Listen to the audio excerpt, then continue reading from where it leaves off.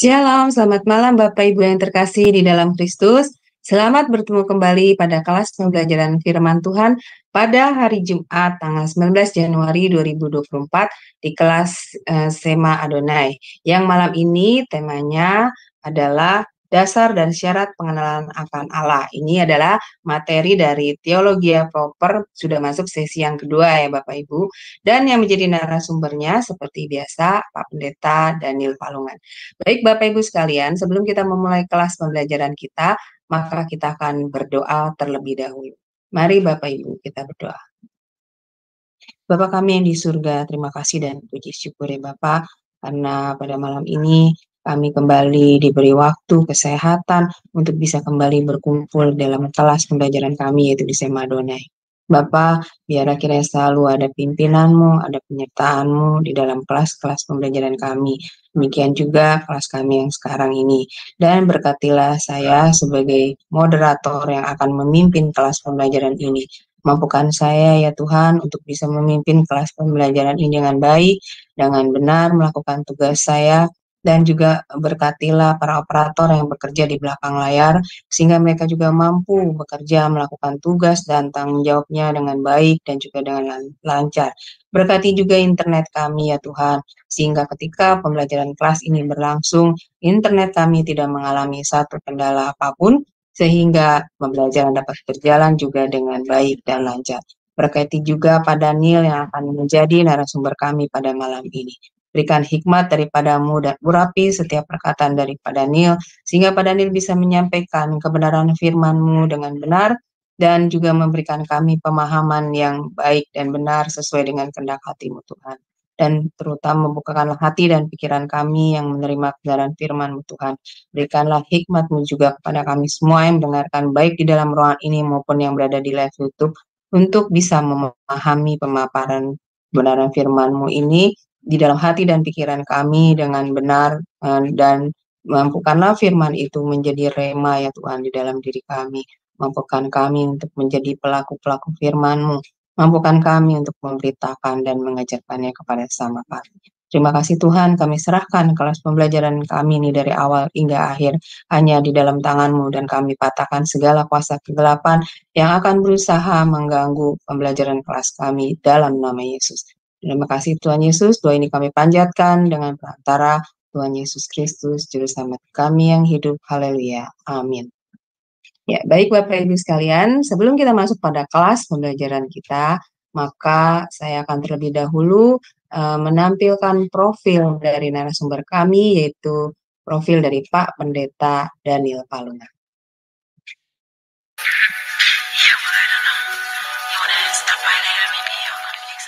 Salam semua, pada kesempatan yang berbahagia kali ini, Sema Adonai akan memperkenalkan pengajar kita, yakni Bapak Pendeta Daniel Palungan. Dan berikut adalah profil singkat dari beliau. Bapak Pendeta Daniel Palungan, MIS MTH Demin, lahir di Tanah Toraja 10 Februari tahun 1960. Pendidikan Teologi, PJAK Seminari Betel, Jakarta, mulai tahun 1981 hingga tahun 1984.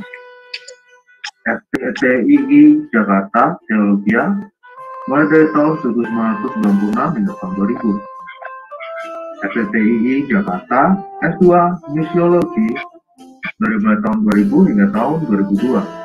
FTT Antioquia, TCIST, S2 Sistematik Teologi, dari mulai tahun 2001 hingga tahun 2003. FTT Berkat di Ministry tahun 2002 hingga tahun 2004. Pelayanan Gembala GBI Jemaat Sola Gracia Ciledug, Tangerang. Ketua Bidang Teologia GBI Wilayah 6 DPD Banten, mulai tahun 2015 hingga tahun 2023. Pendiri dan Ketua SCC Shalom Nusantara, mulai tahun 2001 hingga tahun 2013. Pendiri dan terlibat di Divisi O sejak tahun 2021. Gembala di Sema Adonai Ibadah Online. Karya penulis buku Kingdom Speaker. Pedoman praktis menggali Alkitab.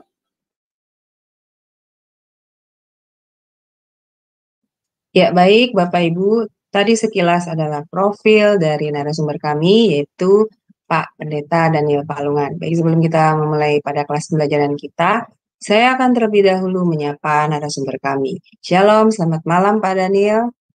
Selamat malam Bu Aling, selamat malam teman-teman semua, puji Tuhan. Ya, bagaimana Pak kabarnya? Semoga selalu sehat ya Pak. Iya, sehat, puji Tuhan. Ya. Baik Pak Daniel, saya akan menyerahkan waktu dan tempat selanjutnya kepada Pak Daniel. Dipersilakan. Iya.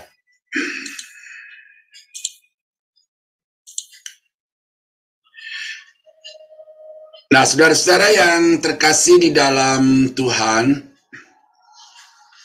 pada malam ini kita akan melanjutkan pembahasan kita tentang doktrin Allah, ya, di mana pertemuan yang lalu kita sudah membahas bahwa terdapat problem-problem di dalam usaha manusia untuk mengenal Allah, karena Allah adalah satu pribadi yang transenden, yang melampaui segala akal, kepandaian, kepintaran manusia.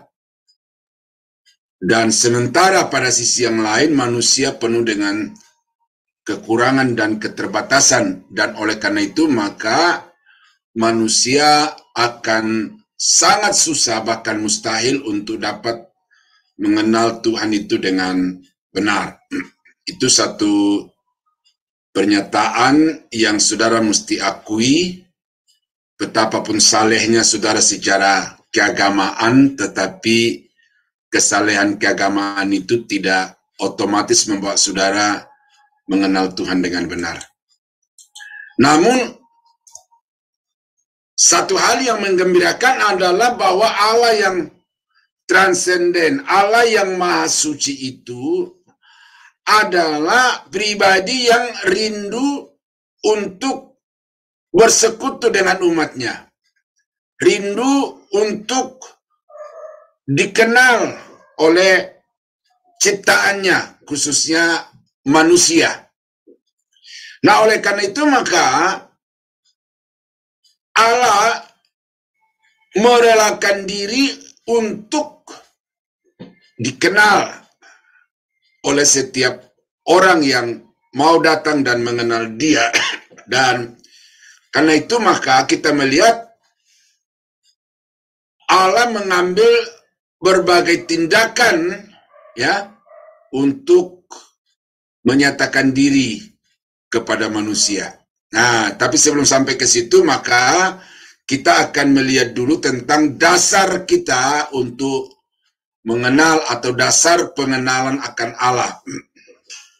Ini penting karena kalau saudara membangun satu jalur untuk membangun hubungan pengenalan akan Tuhan, itu sesuatu yang tidak mungkin kalau saudara tidak melalui jalur yang telah ditetapkan dan telah ditempuh Tuhan untuk memperkenalkan dirinya kepada manusia. Nah, pengenalan akan Allah dapat ditandai dalam hubungan dengan sumber, isi, kesinambungan, dan tujuan atau maksud dari sumber pengenalan itu. Jadi, sumber, isi, kesinambungan, dan tujuan dari sumber dari mana manusia dapat mengenal Allah itu. Nah, apa itu sumber?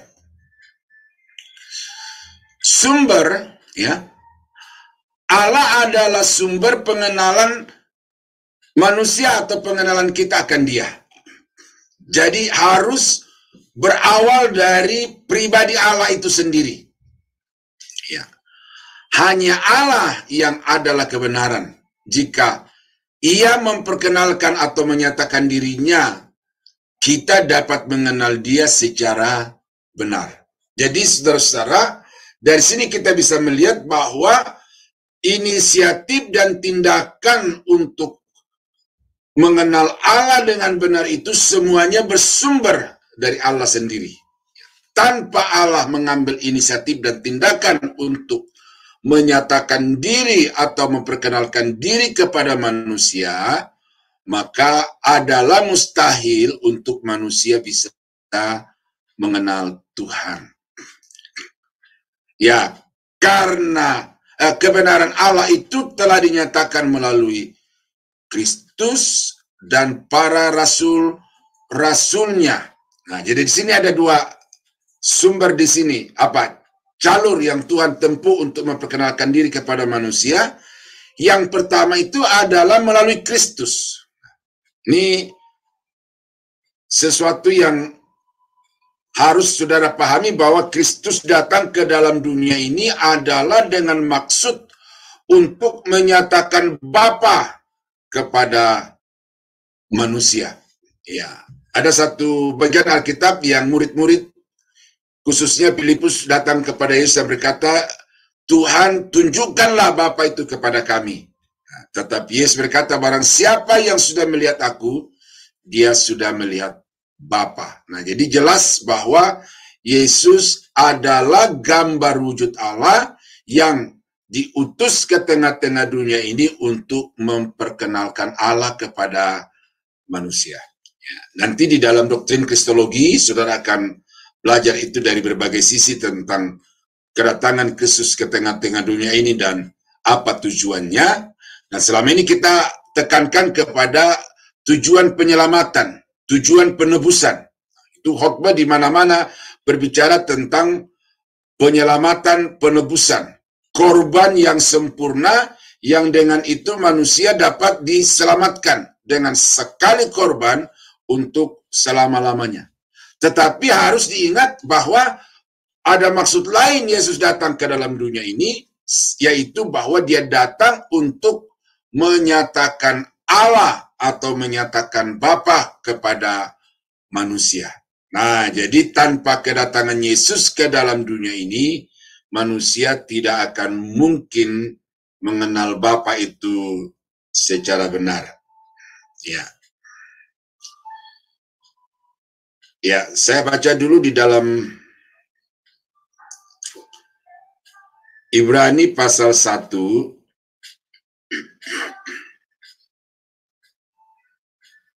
ayat 1 sampai 3. Ya, ini skripsi saya ini waktu dia 1 ini, ya. Saya ambil dari Ibrani 1 ayat 1 sampai 4 dengan judul Penyataan Khusus yang Sempurna. Nah,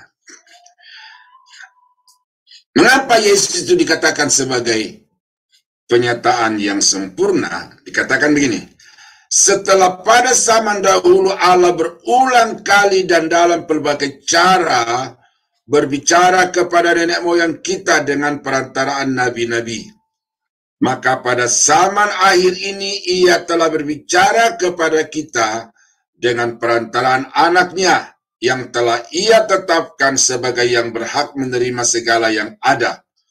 Oleh dia Allah telah menjadikan alam semesta. Ia adalah cahaya kemuliaan Allah dan gambar wujud Allah, dan menopang segala yang ada dengan firman-Nya yang penuh kekuasaan. Dan setelah ia selesai mengadakan penyucian dosa, ia duduk di sebelah kanan yang maha besar, di tempat yang tinggi, jauh lebih tinggi daripada malaikat-malaikat, sama seperti nama yang dikaruniakan kepadanya jauh lebih indah daripada nama mereka. Nah, jadi kita melihat di sini bahwa Yesus adalah cahaya kemuliaan Allah, gambar wujud Allah. Jadi tanpa Yesus orang tidak akan mendapatkan pengenalan, tidak akan mendapatkan pengetahuan yang benar, yang utuh, yang komplit tentang Bapa, tentang Yahweh itu. Nah, itu sebabnya saudara, maka kita bersyukur bahwa jalan untuk manusia bisa mengenal Allah telah disediakan oleh Allah sendiri dengan jalan mengutus anaknya ke tengah-tengah dunia ini, dan dia itu adalah gambar wujud Allah yang sempurna. Jadi barang siapa yang sudah melihat Yesus, barang siapa yang mengenal Yesus, dia mengenal Bapa karena Yesus dan Bapa itu adalah sehakikat dan satu adanya. Nah, yang kedua, selain dengan Yesus Kristus dikatakan bahwa Allah juga telah menyatakan dirinya melalui para rasul-rasulnya. Apa ini para rasul? Konfliknya adalah melalui para rasul, para nabi. Coba kita baca ayat ini dulu sebelum saya uraikan ya. Yohanes 1 ayat yang ke-18 yang berkata, oh ini tentang Yesus tadi. Tidak seorang pun pernah melihat Allah, tetapi anak tunggal Allah yang ada di pangkuan Bapa, dialah yang menyatakannya kepada manusia. Nah, jadi itu uraian yang tadi saya katakan itu, bahwa tujuan Yesus datang ke dalam dunia ini adalah untuk memperkenalkan Allah atau menyatakan Allah kepada manusia. Kalau Yohanes 14 ayat yang ke-7, ya. Sekiranya kamu mengenal aku, pasti kamu juga mengenal Bapa-Ku. Sekarang ini kamu mengenal Dia dan kamu telah melihat Dia. Nah, itu adalah klaim Yesus, bahwa barang siapa yang telah mengenal Yesus, barang siapa yang telah melihat Yesus, dia telah melihat Bapa. Nah, yang kedua di sini dikatakan bahwa dan melalui para rasul-rasulnya. Rasul-rasul di sini bukan orangnya, tetapi ajarannya. Firman disampaikan oleh para rasul kepada seisi dunia ini, kepada semua umat manusia, dan melalui firman itulah maka manusia dapat mengenal Allah secara benar, secara lengkap, secara utuh. Walaupun kalau kita baca di dalam Alkitab bahwa masih ada hal-hal yang tersembunyi yang tidak dinyatakan secara terang-terangan di dalam Alkitab, tetapi melalui Alkitab itu maka cukup, ya, cukup untuk manusia dapat mengenal Tuhan, mengenal Bapa, mengenal Anak, dan mengenal Roh Kudus. Nah, berarti saudara bisa melihat di sini betapa pentingnya peranan Alkitab itu di dalam kehidupan orang percaya, karena melalui Alkitab itulah Allah telah menyatakan dirinya, Allah telah menyatakan hakikatnya, telah menyatakan sifat-sifatnya, atribut-atributnya, juga telah menyatakan apa yang dia rencanakan dan kehendaki bagi umatnya. Nah, di sini saya melihat ada banyak orang Kristen yang agak over, ya, tanda petik agak over, karena katanya untuk mau mengenal Tuhan itu dia mau berdoa, berpuasa. Mau mengenal Tuhan itu melalui satu personal experience, pengalaman pribadi dengan Tuhan. Tetapi ini adalah sesuatu yang sempit. Tidak salah, bisa kita mengalami Tuhan itu di dalam kehidupan kita, tetapi kalau mau mencari dan mengenal Tuhan itu di luar Alkitab, ini kita mesti hati-hati. Ya, saudara mesti hati-hati, karena jangan sampai asumsi, jangan sampai perasaan saudara itu yang kemudian jadikan sebagai satu tolok ukur bahwa saudara sudah mengalami Allah di dalam kehidupan saudara. Nah, ini contoh konkretnya saja, saudara-saudara, ya. Ada banyak orang yang bersaksi, ya, khususnya di kalangan Pantekosta Karismatik itu. Dia berkata, saya hadir di ibadah itu, atau saya hadir di gereja itu, dan sungguh Tuhan hadir di tempat itu. Nah, itu kan sebenarnya secara pengalaman pribadi saja, itu tidak salah. Tetapi kalau saudara membaca Alkitab, bukan berarti Karena saudara di sana mengalami sesuatu, lalu di tempat ibadah yang lain saudara biasa-biasa saja, tidak ada sesuatu yang excited yang saudara alami di dalam ibadah itu, lalu saudara berkata tidak ada Tuhan. Itu kadang-kadang kita terbawa dengan emosi. Satu contoh, saudara, saya pernah hadir di satu ibadah di daerah Jelambar. Di situ dulu ada nama gereja Bethel Tabernakel yang terkenal dengan lapangan bolong-bolong, karena ada lapangan yang ditembok tetapi kemudian temboknya itu bolong-bolong dan di situ ada gereja. Nah, waktu saya datang di gereja itu, baru turun mau buka pintu gerbang pagarnya, itu ada dentuman bass dari dalam itu, dan ketika dentuman bass itu bunyi, itu saya seperti di strom. Itu seperti di strom, masih di luar pintu pagar nih, ya. Tetapi dengar dentuman bass dari dalam gereja karena ibadah belum mulai itu, saya sudah merasakan seperti badan saya ini di strom. Lalu ya saya harus yakin bahwa itu sesuatu hadirat Tuhan yang melingkupi saya, sehingga kehadiran saya di tempat itu kehadiran yang membuat saya mengalami berkat Tuhan. Tetapi itu tidak boleh saya menjustifikasi bahwa hanya di tempat itu ada hadirat Tuhan, lalu di tempat lain tidak ada hadirat Tuhan. Nah, ini hati-hati. Banyak orang-orang Pantekosta mengatakan bahwa di ibadah gereja Pantekosta, di ibadah aliran karismatik itu, hadirat Tuhan, kuasa Roh Kudus bekerja begitu dahsyat. Lalu bagaimana dengan gereja-gereja Protestan dan gereja-gereja Katolik? Itu mereka katakan, oh itu tidak ada Roh Kudus, ya, tidak ada Roh Kudus. Nah, ini hati-hati, saudara. Firman Allah mengatakan, ya, ini ya, bahwa ajaran para rasul tentang Allah itu, bahwa di mana 2-3 orang bersekutu di dalam namaku, aku hadir.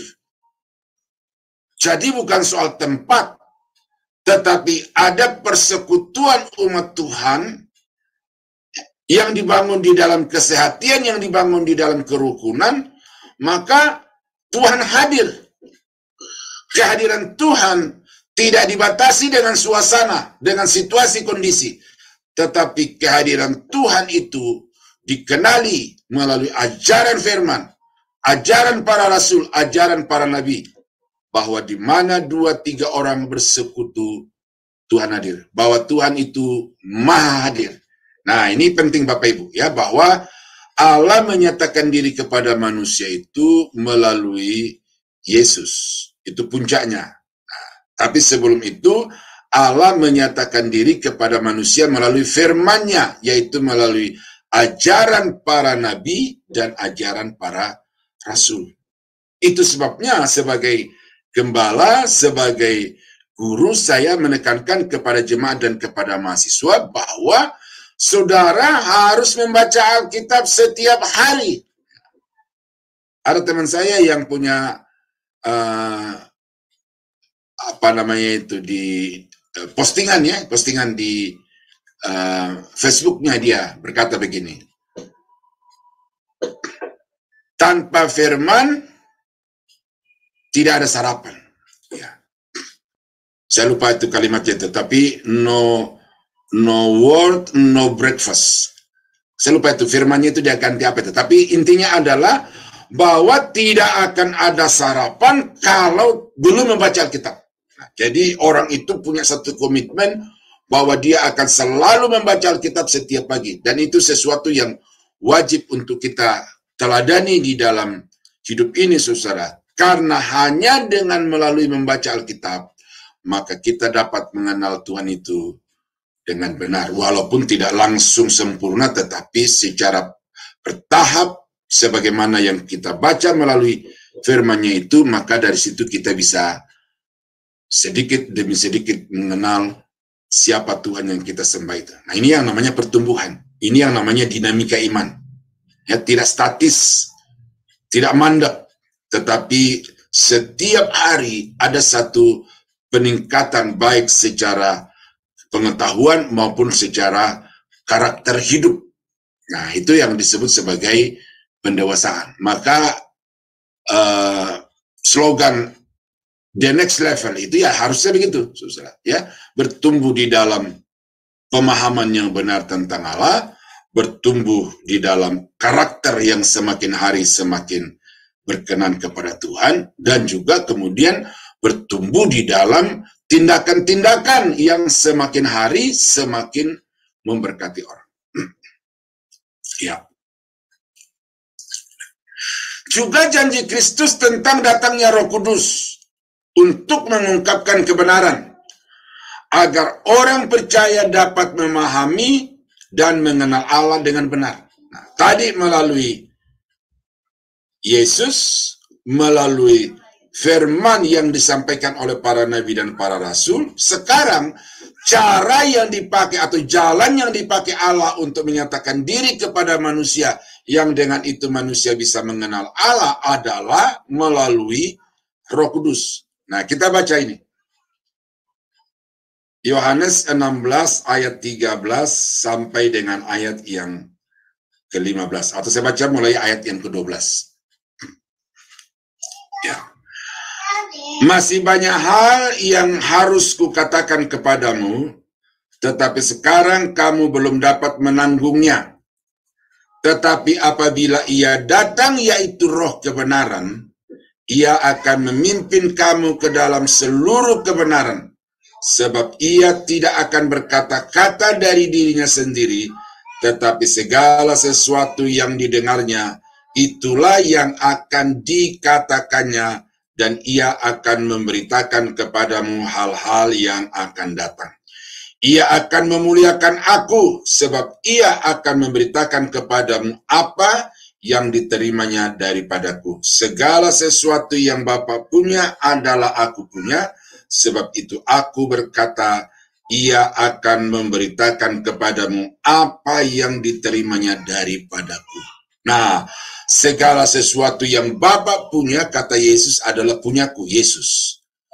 Nah, kalau Roh Kudus yang akan diutus itu menyatakan kepada kamu, murid-murid dalam hal ini secara khusus, segala sesuatu yang didengarnya daripadaku, itu juga berarti bahwa ia akan menyatakan kepadamu segala sesuatu yang didengarnya daripada Bapa. Nah, jadi Roh Kudus ini berperan atau juga berfungsi sebagai satu pribadi yang memperkenalkan Allah kepada manusia. Introducer. Roh Kudus itu harus dipahami juga dari segi itu, dari aspek itu. Bahwa Roh Kudus masuk dan tinggal dalam kehidupan kita adalah dengan maksud supaya dengan Roh Kudus itu kita semakin hari semakin bertumbuh di dalam pengenalan akan Allah. Nah, ini kalau saya mengajarkan doktrin Roh Kudus, ya pneumatologi, saudara, ini saya angkat sebagai satu problematika bahwa gereja-gereja sekarang itu memandang Roh Kudus itu hanya dari satu sisi. Bahwa Roh Kudus itu memberikan karunia. Roh Kudus itu memberikan kuasa. Roh Kudus itu memberikan pengurapan. Tetapi pada sisi yang lain, tidak ditekankan atau bahkan tidak diajarkan kepada umat bahwa sesungguhnya peranan Roh Kudus di dalam kehidupan orang-orang percaya adalah supaya melalui Roh Kudus maka manusia dapat mengenal Allah, sebab Roh Kudus menyatakan apa yang dikehendaki Allah kepada manusia ciptaannya. Nah, jadi saudara, itulah yang berkaitan dengan sumber yang merupakan dasar manusia untuk bisa mengenal Allah, yaitu Allah sendiri sebagai sumber, ya, melalui anaknya Yesus Kristus, melalui firman-Nya yang disampaikan para rasul, dan juga melalui Roh Kudus yang diutus ke dalam dunia ini sesuai dengan yang dimintakan oleh Tuhan Yesus kepada Bapa. Nah, yang kedua dasar untuk kita mengenal Allah adalah isi. Apa yang dimaksud dengan isi? Ya. Pengenalan akan Allah didasarkan pada fakta-fakta dan hubungan pribadi dengan Dia. Nah, ini ada dua sisi di sini harus saudara mesti seimbangkan di dalam kehidupan saudara. Jangan dilepaskan salah satunya. Dua-duanya harus ada. Yang pertama adalah melalui fakta-fakta. Pengenalan akan Allah itu didasarkan pada fakta-fakta.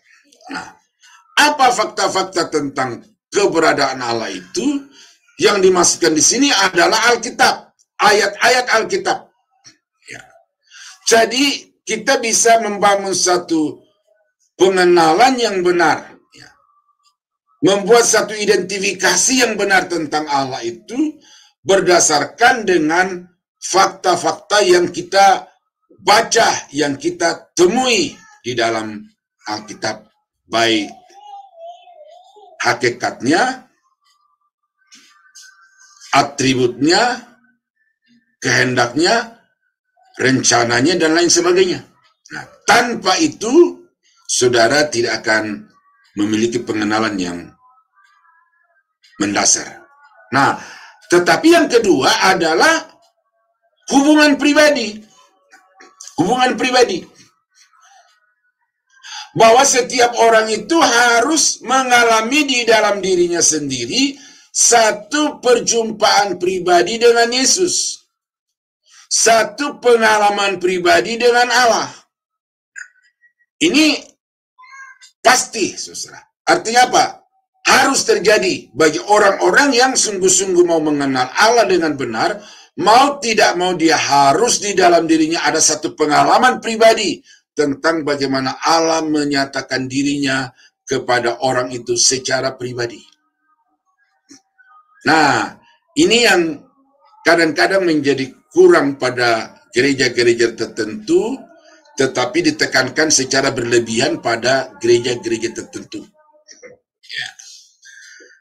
Ya, tidak bermaksud untuk membuat satu polarisasi antar dua aliran gereja ini, tetapi saya mau sampaikan di sini kepada Bapak Ibu bahwa kadang-kadang ada banyak orang Kristen itu yang merasa cukup dengan, oh saya sudah punya Alkitab, saya sudah membaca Alkitab.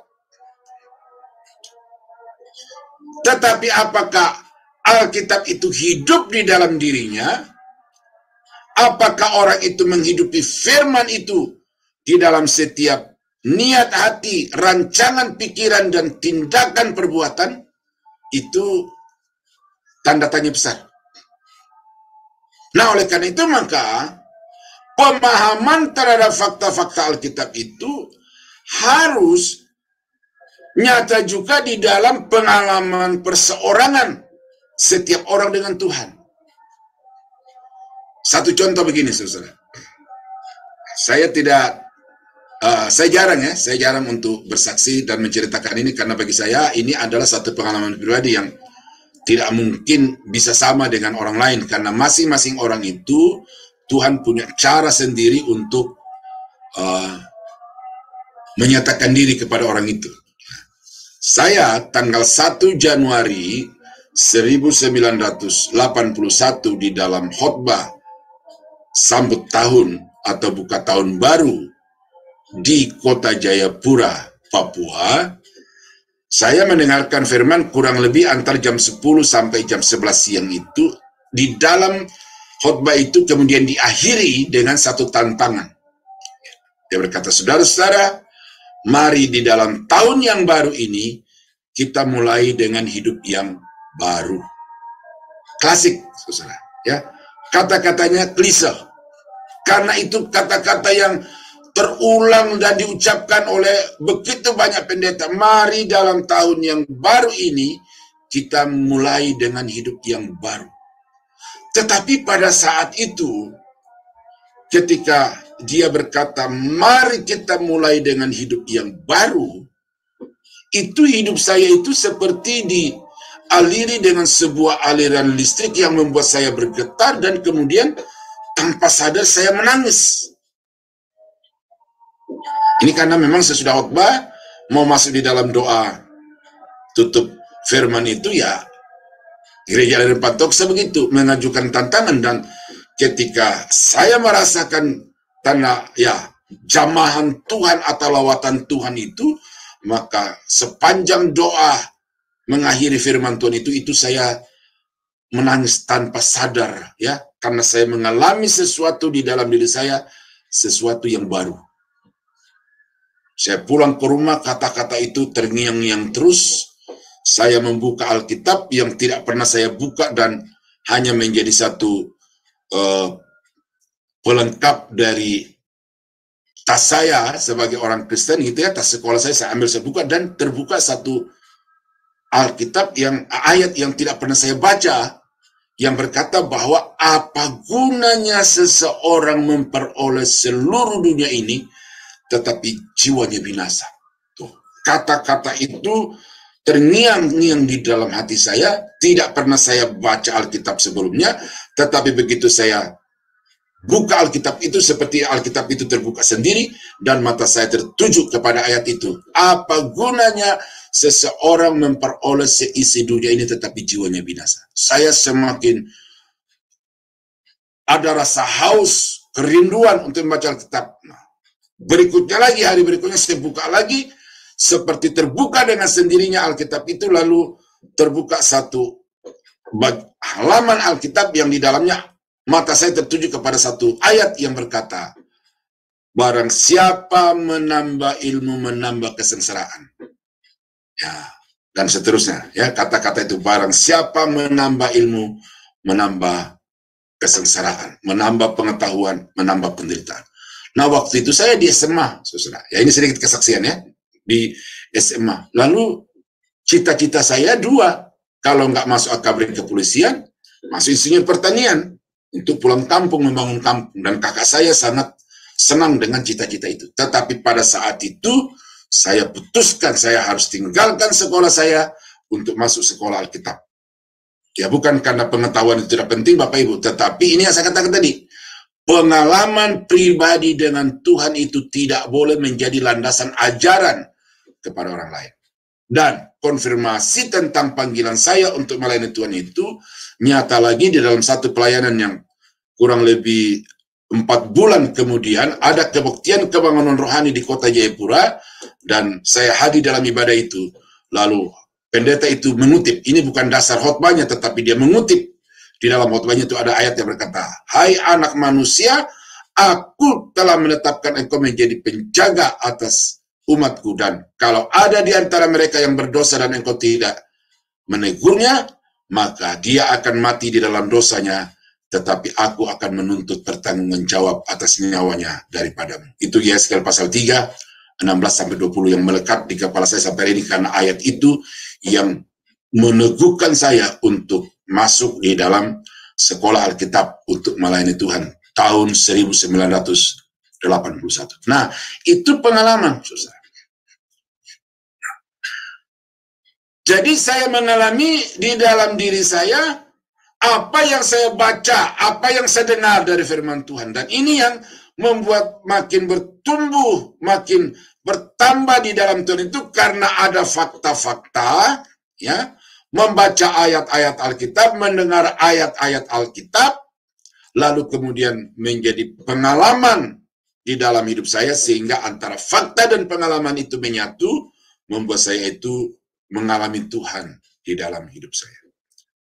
Nah, ini penting. Nah, kalimat selanjutnya, hanya mengetahui fakta-fakta saja tanpa mengenal atau tanpa mengalami secara pribadi adalah satu kekurangan. Firman Tuhan itu hidup dan berkuasa, tetapi kalau saudara tidak mengalami fakta-fakta Alkitab itu di dalam kehidupan saudara, maka itu adalah sesuatu yang kurang. Pokoknya begini, Alkitab mengatakan bahwa bagi Tuhan tidak ada perkara yang mustahil. Tuhan adalah tabib yang ajaib. Ya. Tumpang tangan atas orang sakit akan sembuh. Nah, kita baca itu dari Alkitab. Tetapi Kita tidak pernah mengalami di dalam hidup kita, karena ketika kita sakit, kita ke dukun. Ketika kita sakit, kita lebih mengandalkan dokter, mengandalkan obat-obatan. Nah, oleh karena itu, supaya nyata fakta-fakta itu di dalam kehidupan saudara, kadang-kadang kita dibawa kepada satu titik di mana kita mau tidak mau harus mengangkat tangan. Karena dokter tidak bisa lagi berbuat apa-apa. Karena obat-obatan telah kehilangan khasiatnya. Penyakit tidak pernah berubah. Sehingga sampai pada satu sisi, pada satu titik di mana kita tinggal berkata, Tuhan, jadilah kehendak-Mu. Nah, jadi Tuhan membawa kita kepada satu situasi-situasi yang tidak kita inginkan di dalam kehidupan kita itu, saudara, kadang-kadang itu cara Tuhan untuk membuat kita mengalami betapa dahsyatnya janji-janji atau fakta-fakta yang tertulis di dalam Alkitab itu. Nah, karena itu maka kalimat ini mengatakan bahwa pengenalan akan fakta-fakta yang tidak nyata dalam kehidupan kita itu menjadi kurang. Memiliki hubungan secara pribadi tanpa fakta-fakta yang melaluinya Allah menyatakan diri, yaitu firman tadi itu, maka itu adalah suatu kedangkalan. Nah ini, orang-orang Kristen di Indonesia itu imannya cetek. Cetek itu dangkal. Orang-orang Kristen di Indonesia, saya yakin juga di belahan dunia yang lain, itu imannya dangkal. Imannya bayi kecil terus. Tidak ada satu dinamika, tidak ada pertumbuhan. Oleh karena apa? Karena tidak bertumbuh di dalam pemahaman fakta-fakta. Era tahun 60 akhir menuju ke 70, itu di kampung kami itu, saudara, ya, gereja tempat di mana orang tua saya berbakti itu ada lawatan. Sehingga om saya itu, adik mama saya itu kalau kata orang sekarang itu dilawat Tuhan dengan luar biasa, dia tumbang ke tanah tertelungkup bagaikan orang yang jatuh. Tetapi sementara dia tertelungkup itu dia bermanifestasi, dan semua jemaat yang ada dalam gereja itu tidak bisa menahan, harus menangis. Itu lawatan Tuhan yang luar biasa di kampung itu. Dan om saya yang dilawat, dipakai Tuhan untuk memberkati jemaat itu tempo-tempo dia mengucapkan ayat. Nah, ketika dia menyebutkan ayat, maka pendeta dari gereja itu yang juga adalah om saya juga itu membaca. Dan ketika ayat itu dibaca, suasana di dalam gereja itu luar biasa, dahsyat, indah. Ya, semua orang menangis tetapi penuh dengan kedamaian. Jadi dilawat Tuhan. Tetapi om saya ini tidak membina, tidak bertumbuh di dalam pemahaman fakta-fakta, tidak dewasa di dalam pengetahuan Alkitab yang benar. Orangnya masih ada sekarang, ya. Nah, ini saudara, jadi antara pengalaman hidup kita dengan pemahaman kita terhadap Alkitab itu adalah dua sisi dari satu mata uang yang sama yang harus terjadi di dalam kehidupan kita. Soal bagaimana, apa bentuknya, kapan waktunya, bagaimana caranya, itu bukan urusan kita, itu adalah urusan Tuhan. Karena itu pengalaman setiap orang itu berbeda-beda. Tetapi pengalaman yang saudara alami itu, saudara harus dasarkan kepada fakta-fakta di dalam Alkitab. Makanya di dalam buku saya tentang Kingdom Speaker itu, saya katakan bahwa gereja sekarang ini diisi oleh pengkhotbah-pengkhotbah psikologis. Mereka mampu menciptakan suasana, mengelola suasana, mengelola kejiwaan daripada jemaat itu, sehingga penampilan pendeta di jemaat itu begitu memukau, begitu memikat jemaat. Tetapi saya sebagai seorang guru yang kebetulan tahu sedikit tentang Alkitab itu, paham bahwa khotbah ajaran pendeta ini tidak pas berdasarkan dengan topik atau ayat-ayat yang dia pilih itu. Tetapi kemahiran untuk mengelola jemaat itu secara psikologis itu membuat sepertinya jemaat itu mengalami satu lawatan, tetapi tanpa pemahaman yang benar terhadap Alkitab. Dan ini bahaya, saudara. Ya, itu bahaya. Dan karena itu maka sekarang harus diseimbangkan di dalam hidup saudara antara pengalaman pribadi dengan pengenalan yang lebih dalam terhadap firman Tuhan. Nah, itu dasar yang kedua manusia dapat mengenal Tuhan, yaitu pemahaman Alkitab dan pengalaman pribadi. Nah, yang ketiga adalah ketersinambungan, progressiveness. Ini harus disadari bahwa firman Tuhan itu tidak langsung plong jatuh dari langit, utuh jadi Alkitab yang ada di tangan saudara. Begitu. Tetapi Alkitab itu dinyatakan secara bertahap, sedikit demi sedikit, mulai dari 1500 tahun sebelum Masehi sampai kepada 100 tahun Masehi. Jadi proses penulisan Alkitab atau pewahyuan Alkitab kepada nabi-nabi dan rasul-rasul itu memakan waktu selama 1600 tahun.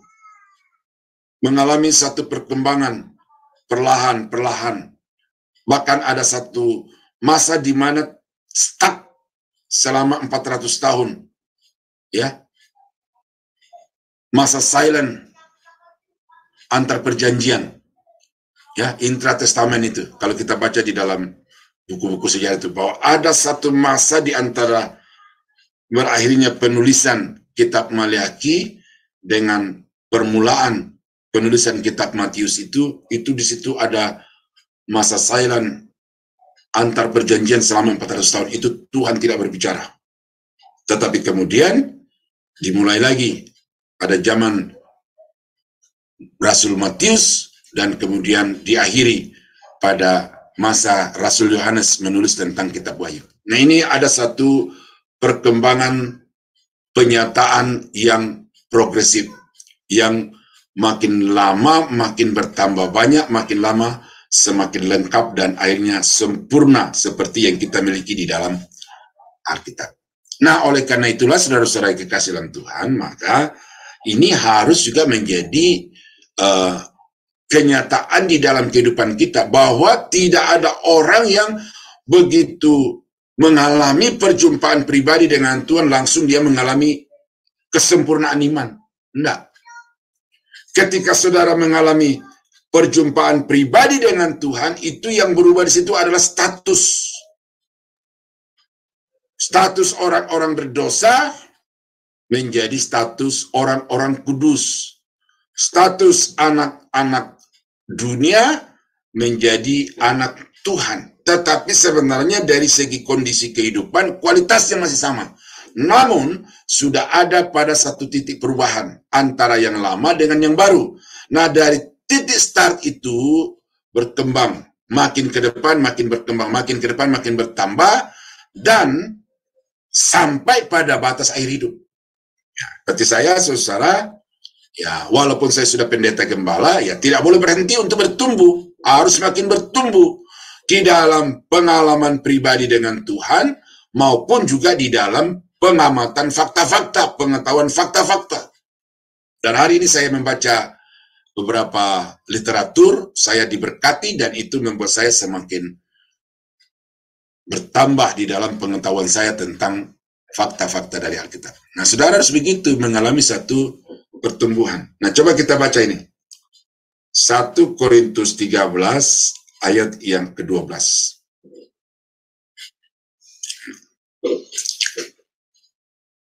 Ya, 1 Korintus 13 ayat 12. Karena sekarang kita melihat dalam cermin suatu gambaran yang samar-samar. Tetapi nanti kita akan melihat muka dengan muka. Sekarang aku hanya mengenal dengan tidak sempurna, tetapi nanti aku akan mengenal dengan sempurna seperti aku sendiri dikenal. Nah, itu Paulus. Paulus sudah mengalami satu perjumpaan pribadi yang luar biasa, spektakuler di dalam kehidupannya. Rasul Paulus sudah bertumbuh dalam satu kehidupan rohani yang luar biasa pesat. Pertumbuhannya begitu cepat sehingga kemudian dia menjadi pelayan Tuhan yang sangat efektif di berbagai tempat. Membuka pelayanan, membuka gereja-gereja baru di berbagai tempat-tempat yang sama sekali baru. Tetapi kemudian dia sampai kepada satu kesimpulan bahwa apa yang aku kenal sekarang ini baru aku seperti melihat mukaku di muka cermin. Sudah nyata tetapi tidak real.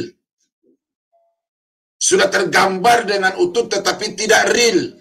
Dalam arti fisiknya itu. Namun dia berkata, akan datang waktunya di mana aku akan bertemu muka dengan muka, atau kita akan bertemu muka dengan muka, sehingga pengenalan kita akan Allah itu menjadi sempurna. Jadi sekarang ini saudara-saudara belum ada orang yang dapat sempurna dalam pengenalan akan Allah, karena itu semua masih terus belajar, terus mengalami dinamika pertumbuhan iman di dalam kehidupannya. Tetapi nanti kalau Yesus sudah datang untuk mengangkat kita ke awan-awan, menyongsong dia di angkasa, maka baru pada saat itu kita dapat mengenal Tuhan dengan sempurna. Nah, ini kita melihat ada satu progresivitas yang nyata, ya. Dulu, sekarang, dan yang akan datang. Jadi ini sebabnya, karena itu saudara tetaplah bertumbuh. Ada yang bilang, no learn, no grow. No read, no grow, bisa saja. Jadi tanpa belajar tidak akan ada pertumbuhan, tanpa membaca dalam hal ini firman Tuhan tidak akan mungkin ada pertumbuhan. Nah, tantangan bagi saudara yang ingin bertumbuh di dalam pengenalan akan Allah, jangan berharap saudara duduk melamun lalu kemudian Tuhan berbicara, saudara tidur-tiduran lalu kemudian saudara melihat Tuhan. Jangan, ya. Walaupun ada dalam Alkitab pengalaman-pengalaman yang seperti itu. Nah, kemudian apa maksud dan tujuan dari penyataan itu? Satu adalah untuk memimpin manusia kepada kepemilikan hidup yang kekal. Jadi Allah memperkenalkan dirinya kepada manusia, bukan hanya untuk dipercayai, tetapi Allah menyatakan dirinya kepada manusia untuk dikenali. Karena dengan pengenalan itu, maka manusia akan berhak untuk memiliki kehidupan yang kekal di dalam hidupnya. Yohanes 17 ayat yang ketiga. Inilah hidup yang kekal itu, yaitu bahwa mereka mengenal Engkau satu-satunya Allah yang benar, dan mengenal Yesus Kristus yang telah Engkau utus. Perjanjian Lama mengatakan umatku binasa karena tidak mengenal Allah. Jadi saudara bisa melihat di sini betapa mutlaknya untuk pengenalan akan Allah itu, ya. Karena dengan pengenalan akan Allah kita memenuhi satu kriteria untuk memperoleh hidup yang kekal. 1 Timotius 2 ayat yang keempat. Ya. Atau saya baca mulai dari ayat 1, ya. Pertama-tama aku menasihatkan, naikkanlah permohonan, doa, syafaat, dan ucapan syukur untuk semua orang, untuk raja-raja dan untuk semua pembesar, agar kita dapat hidup tenang dan tentram dalam segala kesalehan dan kehormatan. Itulah yang baik dan yang berkenan kepada Allah Juru Selamat kita, yang menghendaki supaya semua orang diselamatkan dan memperoleh pengetahuan akan kebenaran. Apa yang dikehendaki oleh Tuhan di sini adalah supaya diselamatkan. Yang dikehendaki Tuhan di sini adalah supaya manusia memperoleh pengetahuan akan kebenaran. Jadi kalau saudara dalam doa saudara berkata, Tuhan, nyatakan kehendak-Mu bagiku, ya, saudara sudah berdoa itu bertahun-tahun, mungkin berhari-hari, sudah berjam-jam yang lalu, maka sekarang jawabannya adalah Tuhan menghendaki supaya saudara bertumbuh di dalam pengenalan akan kebenaran. Jadi orang Kristen yang tidak hanya untuk masalah-masalah jasmani, masalah-masalah ekonomi, material, mencari Tuhan, tetapi datang ke ibadah, datang ke persekutuan adalah dengan maksud untuk mengenal Tuhan dengan benar. Nah ini Filipi 3 ayat yang ke-10 ini. Ya. Yang kukehendaki ialah mengenal Dia dan kuasa kebangkitannya dan persekutuan dalam penderitaannya, di mana aku menjadi serupa dengan Dia dalam kematiannya. Itu Paulus. Ini contoh niat, tekad, kerinduan yang harus kita perjuangkan untuk kita capai di dalam hidup ini, bahwa yang kukehendaki ialah mengenal Tuhan, mengenal kuasanya, mengenal kebangkitannya, persekutuan dalam penderitaannya, dan mengalami keserupaan dengan Dia di dalam kematiannya.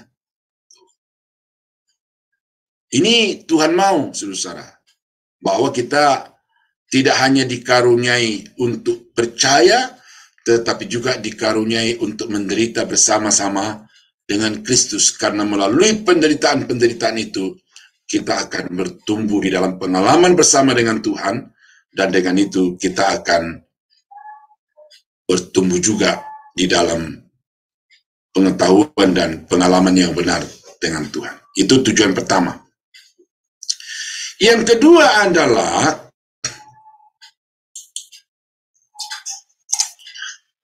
untuk memelihara pertumbuhan kehidupan Kristen. Untuk apa firman itu dinyatakan yang melaluinya manusia mengenal Allah, selain untuk memperoleh hidup kekal, memperoleh pengetahuan yang benar, juga itu akan menjadi satu alat atau satu kekuatan untuk terus mengalami pertumbuhan di dalam iman dan pengetahuan kita. Nah, 2 Petrus 3.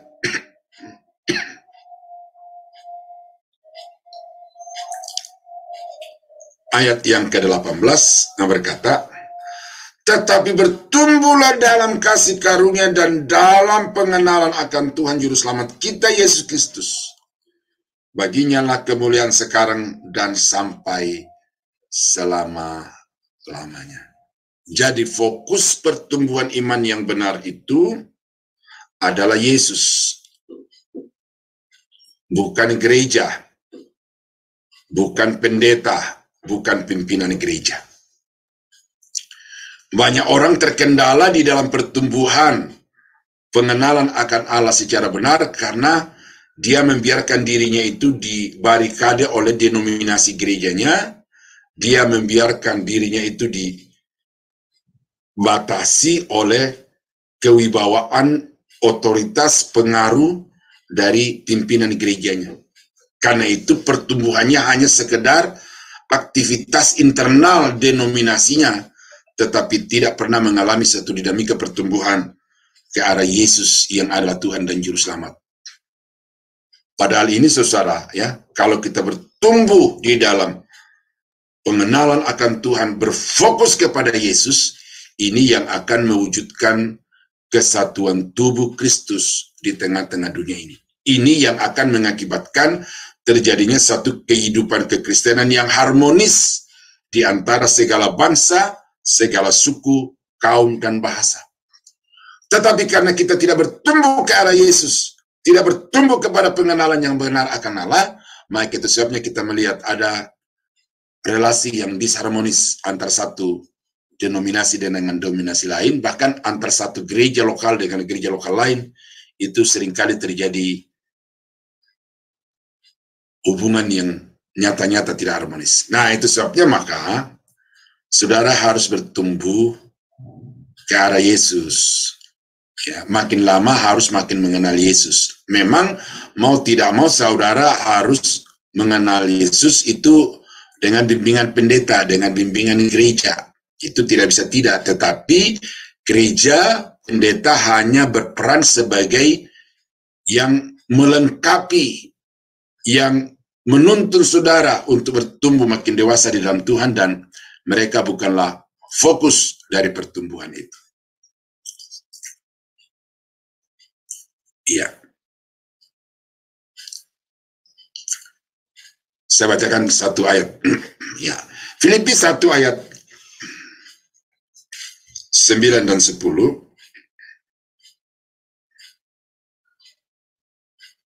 Ya. Dan inilah doaku, semoga kasihmu makin melimpah dalam segala pengetahuan yang benar, dalam segala macam pengertian yang benar, sehingga kamu dapat memilih yang baik, supaya kamu suci dan tak bercacat menjelang hari Kristus, penuh dengan buah kebenaran yang dikerjakan oleh Yesus Kristus untuk memuji dan memuliakan Allah. Nah, jemaat di Filipi itu sudah dimulai, atau dapat dikatakan sudah berdiri di atas satu pondasi yang kuat, yaitu iman kepada Yesus Kristus berdasarkan Injil Kerajaan Allah, Injil Yesus Kristus. Tetapi Paulus tidak menghendaki jemaat sampai di situ. Paulus mendoakan dalam ayat 9, 10, 11 itu supaya jemaat itu semakin bertumbuh di dalam pengetahuan dan pengertian yang benar. Ini saya tekankan ini kepada Bapak Ibu karena tidak akan mungkin ada pengenalan akan Allah tanpa pemahaman yang benar terhadap kitab suci itu. Omong kosong kalau saudara berkata mengenal Allah tetapi tidak membaca kitab suci.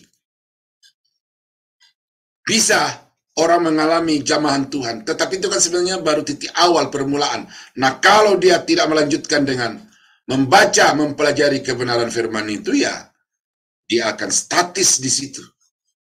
Dan hidupnya tidak akan berbuah sebagaimana yang diharapkan oleh Tuhan. Satu lagi untuk ini ya. 2 Petrus 1 ayat yang kelima. Ya. Justru karena itu kamu harus dengan sungguh-sungguh berusaha untuk menambahkan kepada imanmu kebajikan, dan kepada kebajikan pengetahuan, dan kepada pengetahuan penguasaan diri, kepada penguasaan diri ketekunan, dan kepada ketekunan kesalehan, dan kepada kesalehan kasih akan saudara-saudara, dan kepada kasih akan saudara-saudara kasih akan semua orang. Sebab apabila semuanya itu ada padamu dengan berlimpah-limpah, kamu akan dibuatnya menjadi giat dan berhasil, ya, dan berhasil dalam pengenalanmu akan Yesus Tuhan kita. Tambahkan kepada imanmu pengetahuan. Saudara jangan kaget kalau saya mengatakan ini. Orang Kristen tidak cukup percaya. Kalau KKR penginjilan itu senjata dan itu dasar yang sangat kuat. Tetapi kalau sudah menjadi anggota gereja yang puluhan tahun, sudah menjadi anggota gereja yang kawakan, tetapi saudara tidak bertumbuh di dalam pengetahuan imanmu, ya itu tidak akan bertumbuh di dalam pengenalan yang benar akan Yesus Kristus. Pada ini jelas. 2 Petrus 1, saudara baca mulai ayat 3 sampai dengan ayat yang ke-8 itu. Harus ada dinamika. Dan karena itu tanggung jawab saudara untuk bertumbuh di dalam pengetahuan yang benar. Nah, itulah dasar ya, dasar. Saya mengajarkan ini seperti berkhotbah kepada Bapak Ibu. Tetapi itu supaya lebih dekat. Karena kalau saya hanya berbicara pada tataran keilmuan, ya, tidak membawa kepada aplikasi-aplikasi yang implementatif di dalam kehidupan saudara, maka ya agak susah ya. Jadi saya separuh mengajar, separuh berkhotbah. Nah, yang berikut adalah persyaratan pengenalan akan Allah.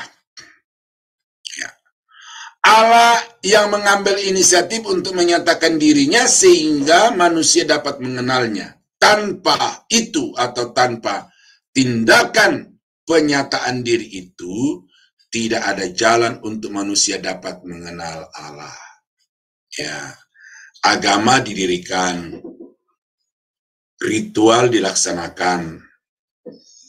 Ya, tetapi kalau ritual itu hanya secara intuisi, ya agak terbatas, mustahil, dan itu yang banyak terjadi juga di kalangan kelompok-kelompok masyarakat tertentu kalau kita baca dalam Alkitab itu. Nah, karena itu maka syaratnya harus dimulai dari Allah.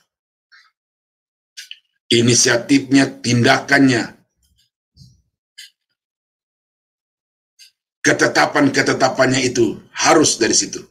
Baru dengan itu kita bisa mengenal Allah. Kemudian Allah memberikan bahasa untuk berkomunikasi. Jadi bahasa atau komunikasi antar manusia itu diberikan kepadanya pada manusia supaya dengan itu manusia bisa berdialog, berkomunikasi dengan Allah. Itu kita baca di dalam Kejadian pasal 1:28-30, manusia diciptakan segambar serupa dengan Allah, dan kemudian dengan itu Allah bisa berkomunikasi dengan manusia. Ya.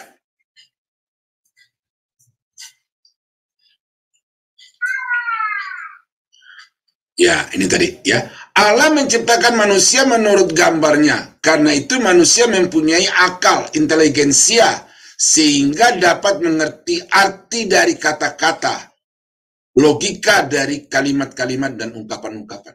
Nah, jadi manusia ini dilengkapi dengan satu alat yang tidak dimiliki oleh ciptaan yang lain. Makhluk hidup banyak jenis, ribuan, puluhan ribu, bahkan mungkin bisa saja ratusan ribu. Di laut, di darat, di udara. Tetapi hanya manusia yang dilengkapi dengan kemampuan inteligensia. Yang dengan itu manusia dapat dikatakan sebagai makhluk yang cerdas untuk dapat mengolah, menganalisis, dan kemudian memahami apa pesan-pesan yang disampaikan oleh Tuhan.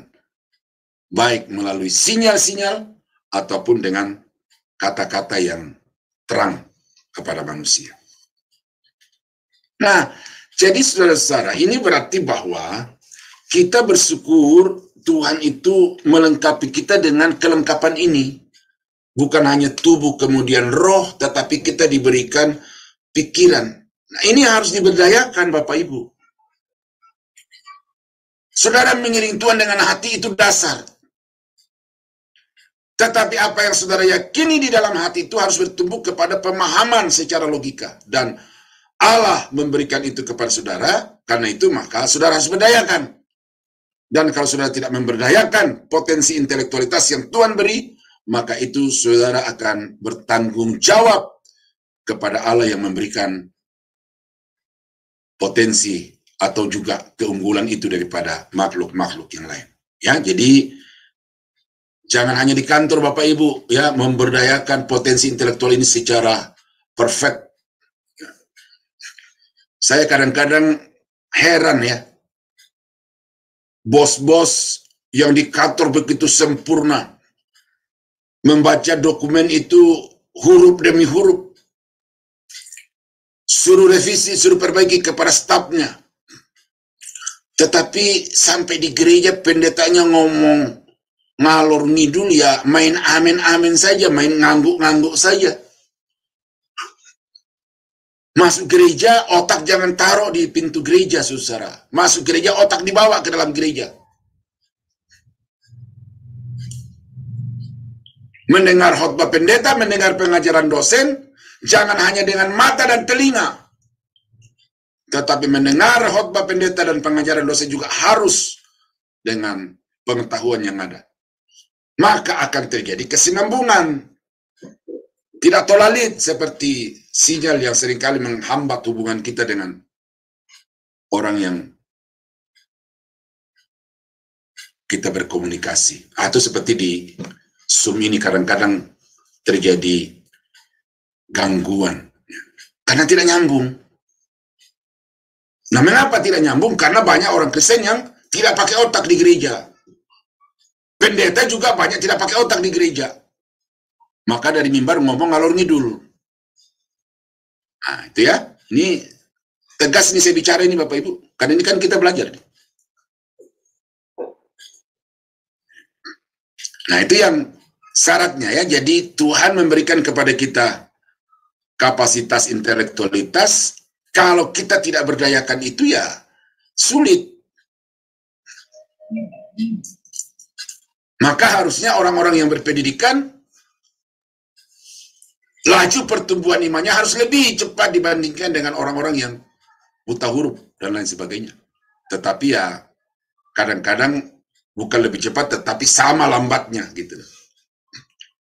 Nah, yang keempat syaratnya Allah memberikan Roh Kudus. Allah memberikan Roh Kudus untuk menyatakan hal-hal yang dari Allah kepada orang-orang percaya. Ya, ini kita baca satu ayat yang tadi kita belum baca ini. 1 Korintus 2 ayat yang ke-9 dan 10. Tetapi seperti ada tertulis, apa yang tidak pernah dilihat oleh mata dan yang tidak pernah didengar oleh telinga dan yang tidak pernah timbul di dalam hati manusia, semua disediakan Allah untuk mereka yang mengasihi Dia. Karena kepada kita Allah telah menyatakannya oleh Roh. Sebab Roh menyelidiki segala sesuatu, bahkan hal-hal yang tersembunyi di dalam diri Allah. Nah, ayat ini menjadi sebuah lagu yang cukup viral ya.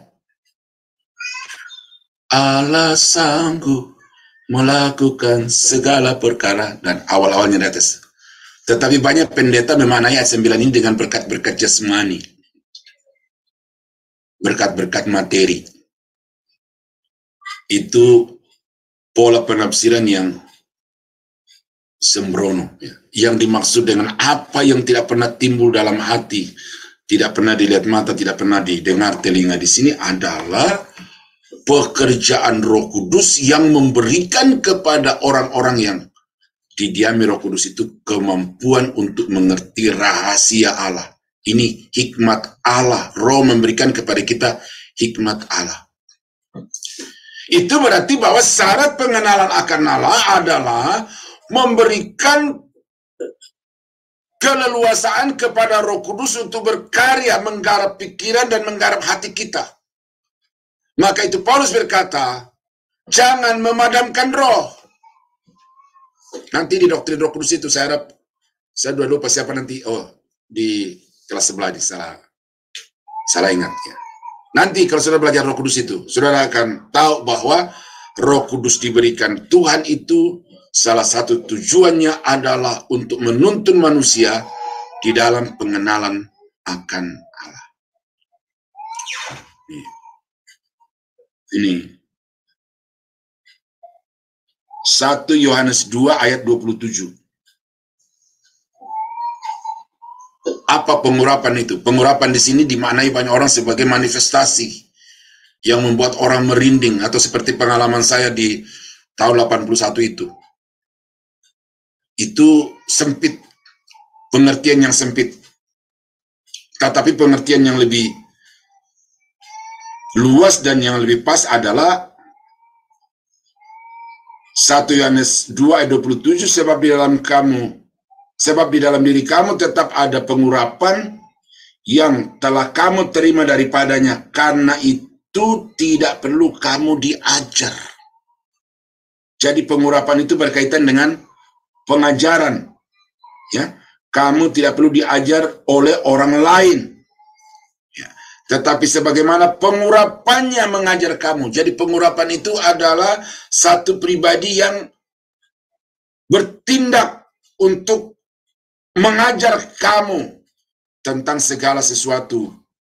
Dan pengajarannya itu benar, tidak dusta. Dan sebagaimana ia dahulu telah mengajar kamu, demikianlah hendaknya kamu tetap tinggal di dalam dia. Nah, apa fungsi Roh Kudus di sini adalah mengajar.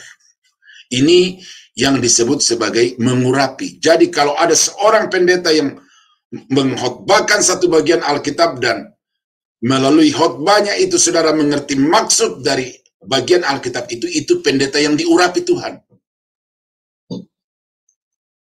Ada dosen yang mengajari saudara, penampilannya sederhana, ya. Tetapi kemudian dia mampu untuk menjelaskan kepada saudara satu bagian pokok tertentu, seperti pada malam ini, dan kemudian saudara mengerti. Itu artinya dosen itu diurapi Tuhan. Karena dia membantu saudara, menolong saudara untuk memahami kebenaran. Nah, ini pekerjaan Roh Kudus bisa melalui orang, tetapi juga bisa secara langsung. Itu yang namanya iluminasi. Karena itu kita berdoa, Tuhan, urapilah hambamu. Tuhan artinya terangilah hambamu, supaya dia mampu untuk melihat kebenaran firman-Mu dan mengajarkan kebenaran firman-Mu itu sesuai dengan yang dimaksudkan oleh firman itu. Nah, itu tujuan daripada doa-doa itu. Karena itu maka Roh Kudus ini harus diberdayakan di dalam diri saudara. Jangan diendapkan, jangan didiamkan, apalagi didukakan itu. Dosa-dosa terhadap Roh Kudus itu. Salah satunya adalah mendiamkan, salah satunya adalah memadamkan, mendukakan. Nah, bagaimana supaya diaktif? Ya, kita harus menjaga bahwa tubuh kita ini adalah bait Roh Kudus, dan karena itu tubuh ini harus dijaga di dalam kekudusan dan kesucian. Tidak tahukah kamu bahwa tubuh adalah bait Roh Kudus? Karena itu tubuh ini harus dijaga dengan kekudusan. Saya lupa ayatnya, saya baca dulu. Roma 6 ayat yang ke-16.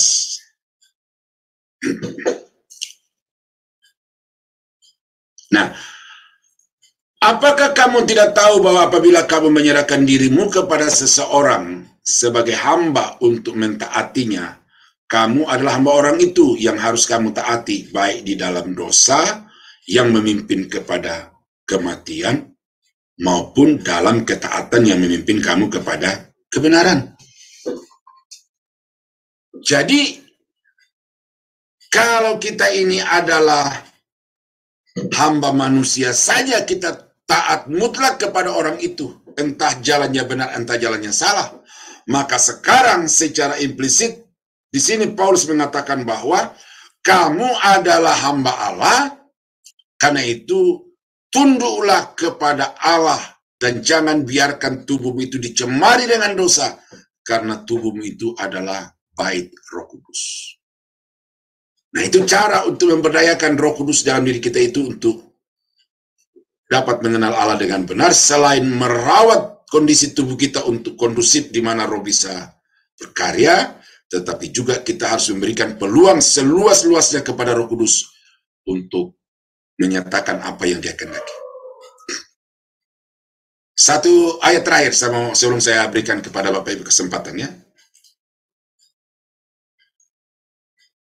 Yakobus 4 ayat yang ke-4.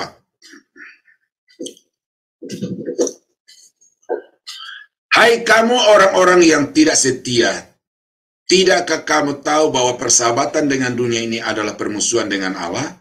Jadi barang siapa hendak menjadi sahabat dunia ini, ia menjadikan dirinya musuh Allah.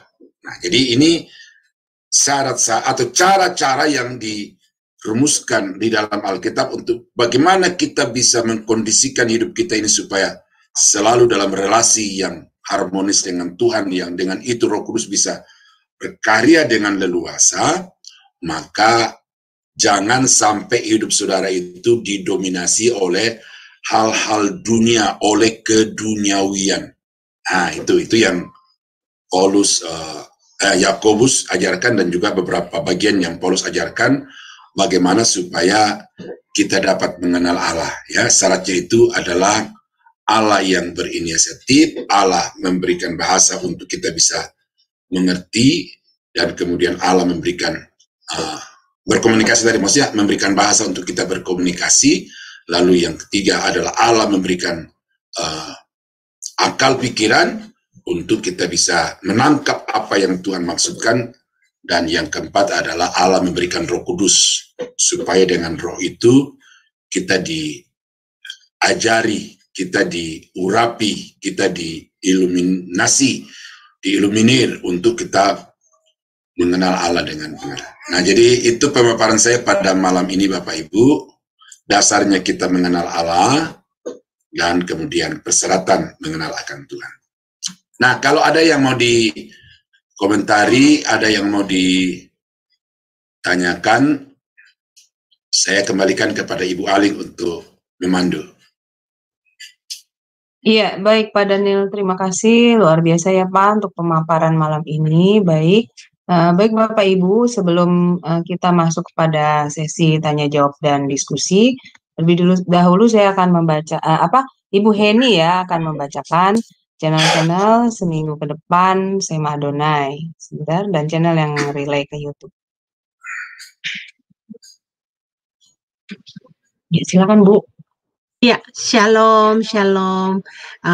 Bapak Ibu yang terkasih di dalam Tuhan, malam ini jam 21 WIB ada pelajaran dari sejarah penebusan diambil dari buku seri yang keempat. Pelajaran ini sangat akademis ya dan sangat sistematis.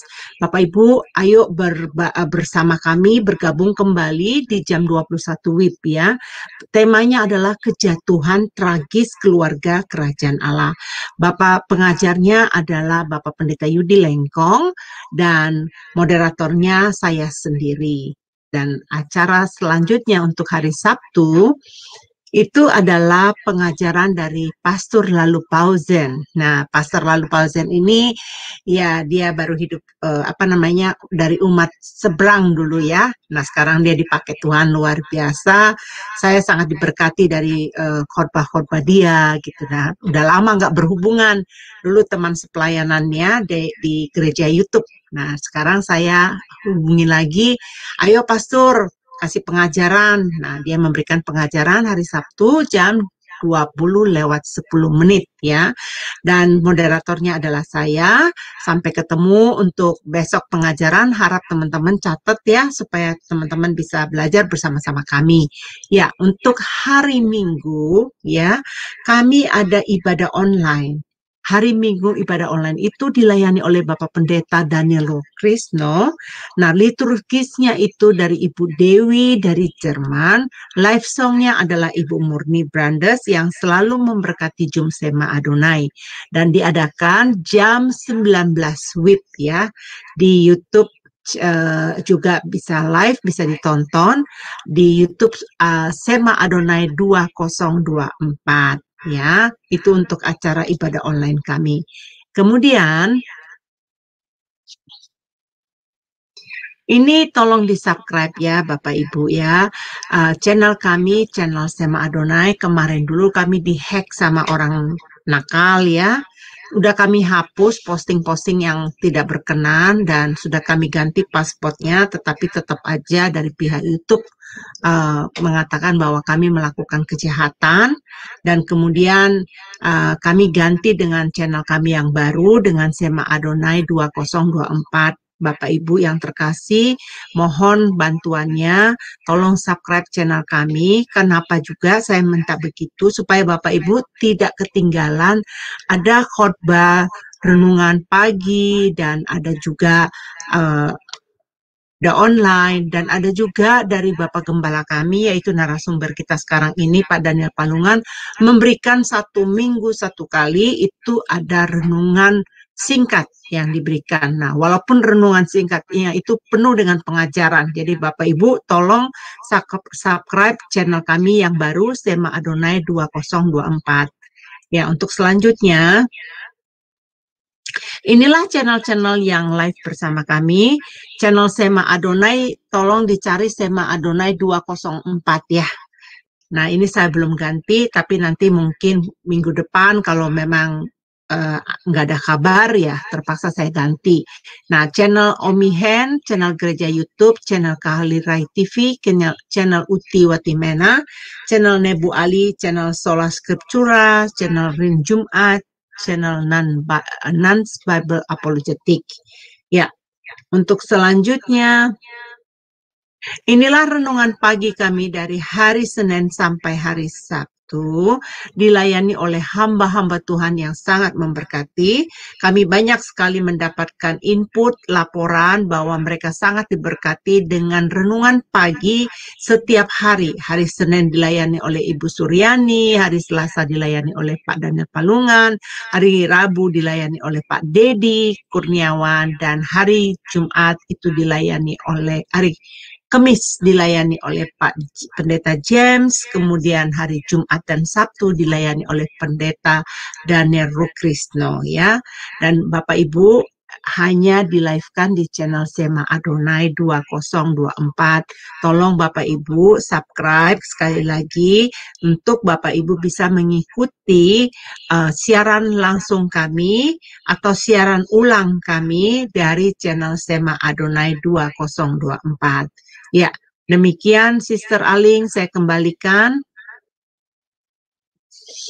Iya, baik, terima kasih Bu Heni untuk pembacaan acara channel Sema Adonai ke depan dan juga channel-channel yang relay ke YouTube. Baik, sekarang kita akan masuk pada sesi tanya jawab diskusi ya Bapak Ibu. Bagi yang ingin bertanya atau sharing tentang materi malam ini, silakan raise hand terlebih dahulu ya. Maka akan dibuka mute-nya oleh operator kami. Ya, baik Pak Daniel, luar biasa ya Pak pemaparan malam ini, yaitu belajar tentang dasar dan syarat pengenalan akan Allah. Jadi pengenalan akan Allah itu memang harus dari Allah ya Pak, yang mengenalkan. Jadi bukan karena kemampuan manusia itu ya Pak, dengan akal budinya mengenal Allahnya ya. Dan tapi selanjutnya usahanya itu harus datang dari manusianya sendiri ya Pak Daniel, berarti effortnya harus dari kita ya Pak. Nggak bisa kalau misalnya terus semuanya itu mengandalkan pekerja atau kuasa Tuhan. Bukan seperti itu ya, benar tidak Pak Daniel? Effortnya dari kita gitu, iya. Ya, jadi Tuhan menyatakan dirinya, kemudian memberikan peluang-peluang kepada manusia untuk bisa mengenal Allah, patokan-patokannya. Nah, manusia memang harus aktif. Ya, yang Ibu bilang effort itu, manusia harus aktif. Orang Kristen itu tidak boleh pasif, tetapi dia harus dinamis, karena diberikan kepada manusia itu akal pikiran, dan itu yang harus diberdayakan. Jadi, effortnya itu berusaha untuk memahami apa yang dimaksudkan oleh Tuhan melalui bacaan-bacaan yang kita baca dari firman Allah, melalui mendengar firman Tuhan seperti yang disiarkan di Sema Adonai ini, supaya dengan itu kita semakin paham. Tetapi kalau umpamanya kita datang di gereja tidak membuka hati untuk firman Tuhan, sesudah itu pulang kita tidak pernah membaca Alkitab, ya pertumbuhan iman kita itu stuck di situ. Nah, saya kira itu Bu. Jadi kita mesti aktif karena Tuhan menyediakan fasilitasnya. Ya. Iya, terutama dari gereja yang kita komunitas gereja kita ya Pak, itu justru harus dari situ dulu ya Pak. Maksudnya membimbing umatnya itu pengenalan akan Allahnya ya, lewat misalnya komsel atau apa seperti itu, bukan Pak Daniel? Sebenarnya bukan hanya komsel. Khotbah di setiap ibadah itu adalah cara yang umum, tetapi juga sangat prinsip untuk kemudian jemaat atau umat Allah itu bisa bertumbuh di dalam pengenalan akan Allah. Tetapi kalau khotbah atau mimbar di gereja-gereja setiap ibadah itu yang disampaikan adalah pengalaman pribadi, kesaksian pribadi, kemudian lebih banyak kepada lelucon dan juga kepada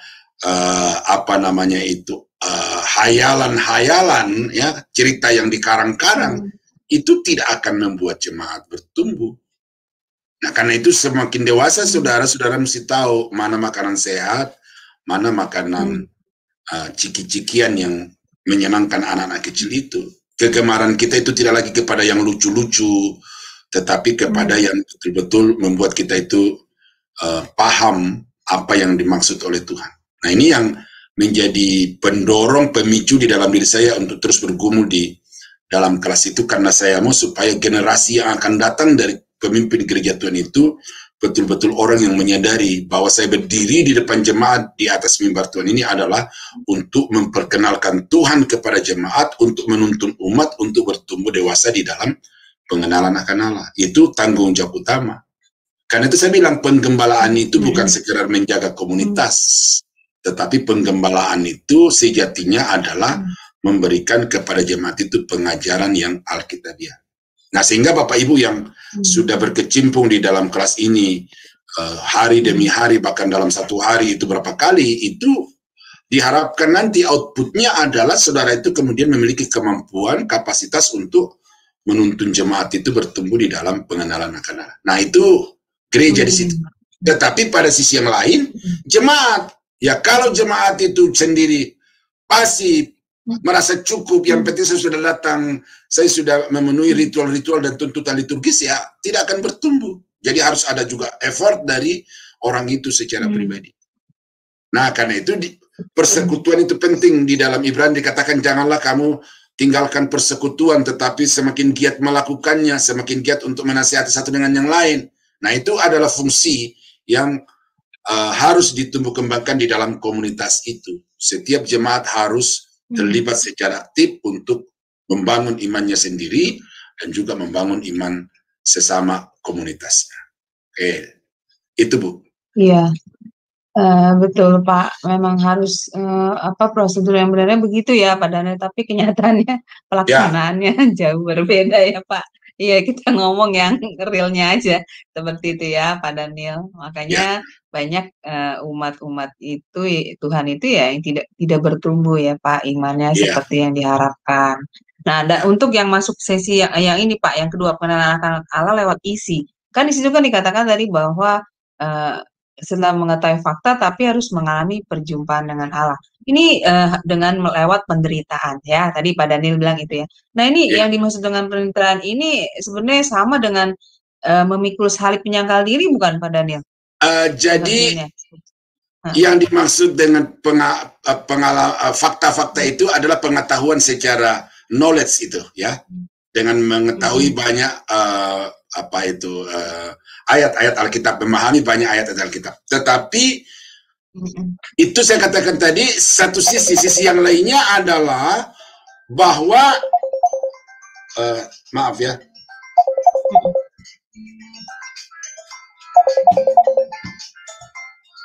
Ya. Aduh. Ya. Ya, pada satu sisi kita harus mengalami. Ya. Pada satu sisi kita harus mengalami bagaimana Tuhan itu di dalam kehidupan kita. Dan secara umum, manusia bisa mengenal Allah itu, ya mengalami Tuhan itu melalui kesulitan-kesulitan itu. Ya. Ini bukan salib ini. Ini bukan salib. Kalau salib itu berkaitan dengan sesuatu yang tidak kita harus tanggung, tetapi kita tanggung. Penderitaan yang tidak harus kita alami, tetapi kita alami karena kebenaran. Tetapi yang dimaksudkan di sini adalah, Tuhan membawa kita itu, menuntun kita ke dalam satu kesulitan-kesulitan itu, yang kemudian di dalam kesulitan itu kita bisa mengalami Tuhan itu baik, Tuhan itu maha kuasa. Ya, seperti contoh di dalam Alkitab, Ayub itu. Ayub sengaja dibawa oleh Tuhan atau diizinkan Tuhan masuk ke dalam satu situasi yang sangat penuh dengan penderitaan itu, yang kemudian ternyata di sana Ayub mengalami Tuhan itu secara langsung, sehingga di akhir dari Ayub pasal 42 itu berkata, dulu aku hanya mendengar dari kata orang Tuhan itu, tetapi sekarang mataku sendiri telah melihat. Nah, itu kan itu. Jadi Tuhan membawa kita ke dalam satu situasi yang susah, yang sulit, tetapi Tuhan mau supaya kita berjumpa di dalam situasi itu. Nah, jadi karena itu jangan terlalu a priori kalau ada masalah-masalah yang muncul dalam kehidupan saudara. Satu sisi itu merupakan salib, tetapi juga kadang-kadang itu merupakan satu cara atau jalan Tuhan akan membuat saudara bisa mengalami dirinya di dalam kehidupan saudara. Nah, itu Bu. Berarti seperti ini ya Pak Daniel, mengalami mujizat gitu ya, seperti itu ya Pak? Sama ya, mujizat itu juga membuat kita mengalami Tuhan itu.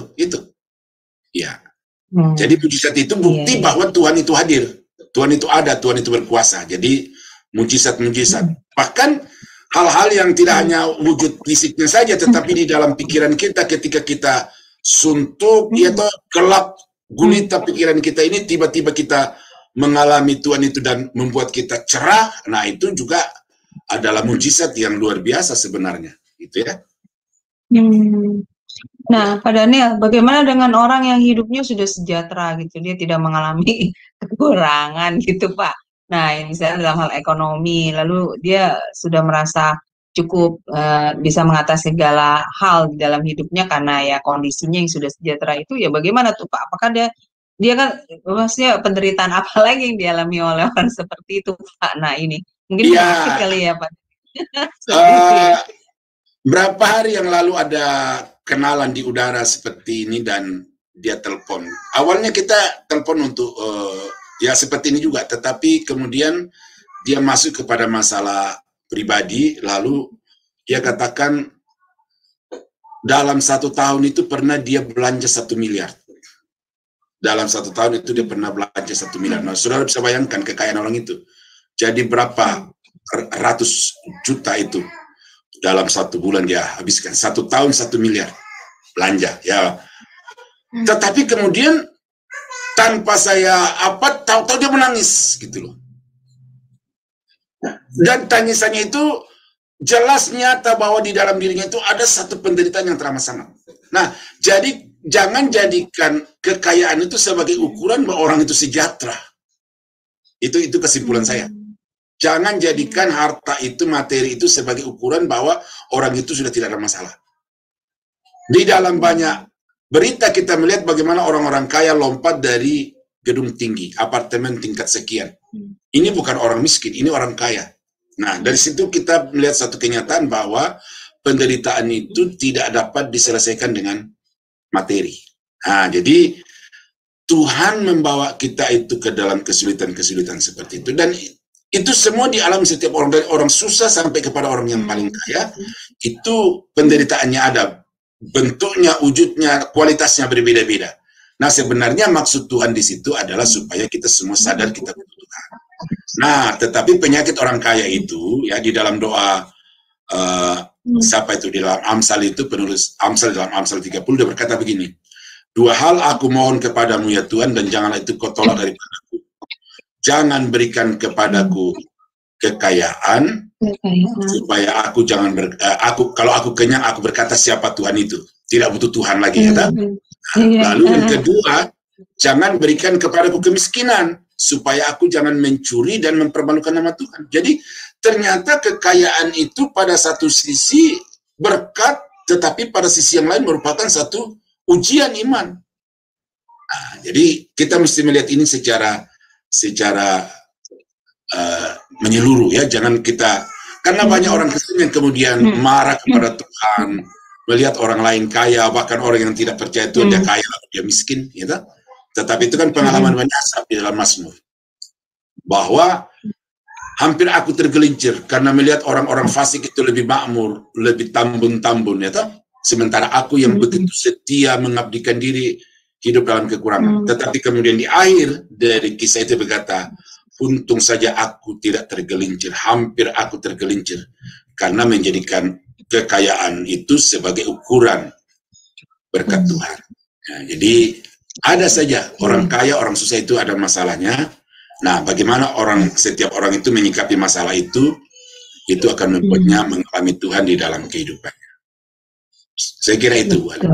Ya, berarti itu ya Pak Daniel, jadi orang-orang mau yang sejahtera atau yang susah, semuanya pasti mempunyai penderitaan ya Pak, berarti kesimpulan dalam Salah. hidupnya. Tapi bagaimana orang itu menyikapi penderitaannya Menyikapi. itu ya Pak. Ya. Apakah memilih jalan yang pintas seperti ya tadi orang-orang yang bunuh diri ya Pak, Ya. atau dia mencari Tuhan ya seperti itu ya Iya. Pak Daniel berarti ya. Iya. Iya. Baik, luar biasa ya Pak materi malam ini. Cuma kayaknya kalau saya tanya satu lagi udah nggak keburu ya Pak, waktunya mepet. Ya sudah, kalau begitu karena juga tidak ada yang bertanya Pak, ini juga udah waktunya 24.2, sebentar lagi kita ada kelas lagi. Ya baik, kita tutup ya Pak Daniel kelas kita ini. Oke. Luar biasa, terima kasih Pak Daniel untuk pelayanannya ya, mengajarkan kita pengenalan akan Allah dengan benar. Baik, silakan Pak Daniel closing statement untuk kelas kita, lalu pimpin doa berkat bagi kami semua. Silakan Pak Daniel. Nah, puji Tuhan, saudara-saudara, Bapak Ibu yang dikasihi Tuhan, ya, walaupun manusia terbatas tidak akan mampu mengenal Tuhan dan Tuhan itu jauh dalam segala kemuliaannya, tidak mungkin dapat dijangkau oleh manusia. Tetapi pada malam ini kita melihat bahwa Tuhan mengambil inisiatif, mengambil langkah tindakan untuk memperkenalkan diri dan memberikan kepada kita fasilitas-fasilitas yang dengan itu kita bisa mengenal Tuhan. Karena itu kita sungguh bersyukur kita punya Allah yang Maha Kuasa, Maha Suci, tetapi Dia memperkenalkan dirinya untuk bersekutu dan dikenali oleh orang-orang yang sangat terbatas. Nah, kita masih akan berlanjut terus Bapak Ibu. Karena itu ikuti dengan sabar, ikuti dengan tekun supaya pelajaran ini saudara dapat pahami dan kemudian memiliki satu iman yang lebih kuat lagi. Mari kita tunduk kepala, kita berdoa. Bapa di surga, terima kasih untuk malam ini Engkau sudah memberkati kami melalui kebenaran firman-Mu, dan kami sungguh bersyukur bahwa ada jalan yang kami dapat mengenal Tuhan, ada jalan yang kami bisa bersekutu erat dengan Tuhan. Karena itu kami sadar bahwa ini semua anugerah Tuhan yang besar dalam hidup kami, dan karena itu tolong kami Bapa supaya kami juga mengupayakan dari dalam diri kami sendiri ada satu usaha, ada kemauan keras, dan juga untuk memberdayakan semua potensi-potensi yang Tuhan telah beri untuk kami dapat bertumbuh di dalam pengenalan akan Engkau, pengenalan akan kebenaran firman-Mu. Terima kasih Bapa, sebentar kami akan berpisah. Dan teman-teman juga akan melanjutkan pelayanan dan aktivitas-aktivitas yang lain. Tuhan tolong kami supaya semua yang kami kerjakan dapat memuliakan Engkau. Terpuji nama-Mu Bapa, dalam nama Yesus kami akhiri pembelajaran pada malam ini. Saudara-saudara sidang jemaat yang dikasihi Tuhan, kiranya anugerah dari Allah Bapa di dalam sorga, damai sejahtera dari Tuhan kita Yesus Kristus, serta persekutuan kuat kuasa Roh Kudus, kiranya menyertai Bapak Ibu sekalian, sekarang sampai selama-lamanya. Di dalam nama Yesus, kami akhiri kelas teologi proper pada malam ini. Haleluya. Amin. Amin. Baik, terima kasih Pak Daniel untuk pelayanannya yang luar biasa bagi kami. Semoga pelayanan Pak Daniel diberkati Tuhan lebih dan lebih lagi menjadi berkat bagi banyak orang. Amin. Baik Bapak Ibu sekalian, setelah kelas ini masih ada kelas lanjutan yaitu kelas sejarah penebusan. Jadi Bapak Ibu tetap stay ya di kelas ini di pukul 9 waktu Indonesia Barat di kelas sejarah penebusan ya. Baik, dan untuk kelas ini di minggu depan di hari yang sama, di hari Jumat di pukul yang sama pukul 19.00 waktu Indonesia Barat masih akan tetap ada kelas pembelajaran firman dari materi teologi proper masuk ke sesi ketiga ya Bapak Ibu, jadi tetap mengikutinya sehingga pengetahuan Bapak Ibu semakin bertambah dan iman semakin bertumbuh kepada pengenalan akan Tuhan dengan benar. Baik, terima kasih Bapak Ibu, Tuhan berkati. Shalom, shalom, shalom.